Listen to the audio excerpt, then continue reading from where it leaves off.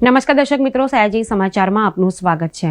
ગોત્રી અંબિકાનગર ખાતે રહેતા વેજલ ગણપત ઠાકોર દ્વારા અમદાવાદના વાસણા પોલીસ મથકના એએસઆઈ રસિક રાવત તેની પત્ની અને દીકરી પર શારીરિક અને માનસિક ત્રાસનો ગંભીર આક્ષેપ મૂકી આજે પોલીસ ભવન ખાતે આવેદન સુપ્રત કર્યું।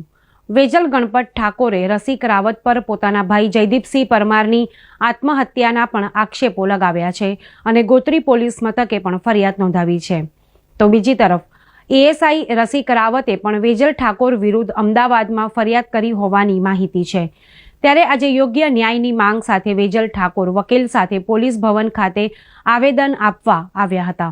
અમારા ફરિયાદી છે વૈજલબેન ગણપતભાઈ ઠાકોર કે જેઓના ભાઈ નરોડા પોલીસ સ્ટેશનની હદમાં પોતાનું મકાન આવેલું હતું અમદાવાદ ખાતે, જેઓએ આત્મહત્યા કરી લીધેલી હતી। આત્મહત્યાનું કારણ જોવામાં આવે તો સુસાઇડ નોટમાં ક્લિયર લખેલું હતું, જેના ભાઈનું નામ હતું જયદીપસિંહ દશરથસિંહ પરમાર।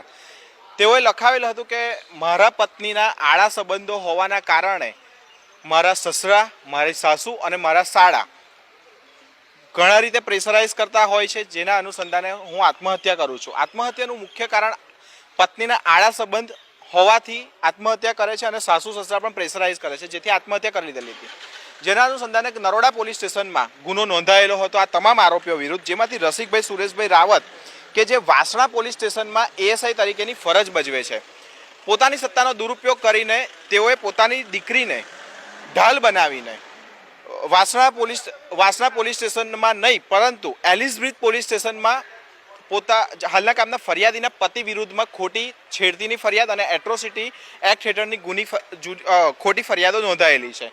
જેના અનુસંધાને તમામ બીજા અન્ય આરોપીઓએ આગોતરા જામીન અને હાલના કામના ફરિયાદીએ પણ આગોતરા જામીન મેળવ્યા અને આરોપી નંબર 1 જે હતા કે જે ફરિયાદીના પતિ છે તેઓએ રેગ્યુલર જામીન ઉપર મુક્ત થયા હતા। ત્યારબાદ તેઓને વાસણા પોલીસ સ્ટેશન દ્વારા ગેરકાયદેસર રીતે ઉઠાવી લીધો, 24 કલાક ખોટી રીતે ગોંધણી કરી રાખી, પછી 151 હેઠળ છોડ્યા પણ ખરા।